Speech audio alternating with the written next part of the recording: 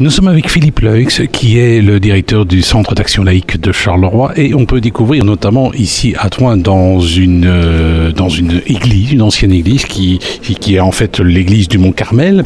Alors on trouve dans cette église une exposition intitulée Zoo humain.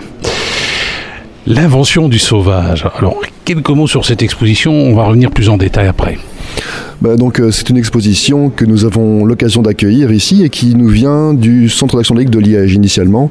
Donc c'est une exposition qui a tourné beaucoup dans le monde aussi et qui présente une réalité souvent méconnue qui est celle des zoos humains, où donc c'est des zoos où nous exposions, où étaient exposées des personnes identifiées comme étant sauvages parce qu'étant de mœurs et de cultures différentes des bons blancs européens. Nous sommes avec Philippe Leux, et avec lui on parle d'une exposition intitulée Zoo humain, l'invention du sauvage qui se déroule à Thoin. Alors Philippe Leux, on peut découvrir différents panneaux.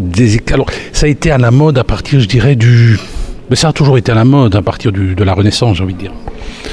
Ce genre de pratique, donc les zoos humains, effectivement, tout simplement cette notion d'exhibition aussi, de montrer l'autre, montrer la différence et quelque part par là se rassurer aussi et se dire que nous sommes mieux, parce que finalement tout l'enjeu se situe là, dans ces zoos humains aussi, c'était de dépeindre l'autre comme étant barbare et primitif, afin de pouvoir assumer une espèce de condescendance paternaliste assumée à l'égard des populations différentes des nôtres.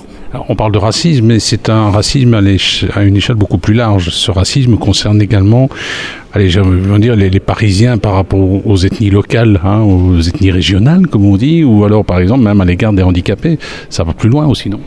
Oui, parce que la naissance même des zoos humains, c'est vraiment lié à la découverte de populations différentes. Et après ça, la construction des zoos humains ayant rencontré énormément d'intérêt de la part du public, forcément, sa mise en application, sa pratique a permis de développer davantage. Et il a aussi été question de montrer tout simplement des pratiques différentes, même au sein d'une même culture. Et c'est comme ça qu'on voyait effectivement il y avait des villages alsaciens dans certains zoos humains, des choses comme ça, donc des populations qui tout simplement vivaient différemment de celles et ceux qui habitaient dans les grandes villes de l'époque. Nous sommes avec Philippe Leux, directeur du CAL Charleroi, et avec lui on parle d'une exposition qui se déroule à Thoin, Zoo humain, Zoo Z2OS, l'invention du sauvage. Alors c'est vrai qu'il y a une espèce de repentir maintenant de la part des races supérieures, dirons-nous. De repentir, je ne sais pas. Franchement, c'est une question troublante dans la mesure où finalement ce que ces zoos humains ont pu engendrer en termes de racisme et de préjugés à l'égard de l'autre, on voit que c'est toujours fort présent dans notre société, peut-être même de plus en plus aujourd'hui. Ça s'exprime de manière très décomplexée via les réseaux sociaux entre autres. Et par ailleurs, finalement, cette réalité des zoos humains, c'est quelque chose dont on parle très peu, comme s'il y avait une espèce de honte avec le recul de ce que nous avions pu faire à l'époque. Et donc voilà, cette exposition est justement une occasion de mettre en avant cette réalité qui a existé et d'essayer d'en tirer quelque chose. En tout cas, si ça peut permettre de déconstruire certains de nos préjugés, c'est une bonne chose que d'en parler. Nous sommes avec Philippe Leux, et avec lui on parle de l'exposition Zoo humain qu'on peut découvrir à l'église du Mont Carmel à Thoin. Alors il y a différents panneaux intéressants, notamment on découvre certaines maximes, certaines sentences de personnages célèbres. Alors on voit par exemple Jules Ferry. Il y a des lycées en France qui s'appellent lycée Jules Ferry, mais ce monsieur était, je dirais, défenseur du colonialisme paternaliste.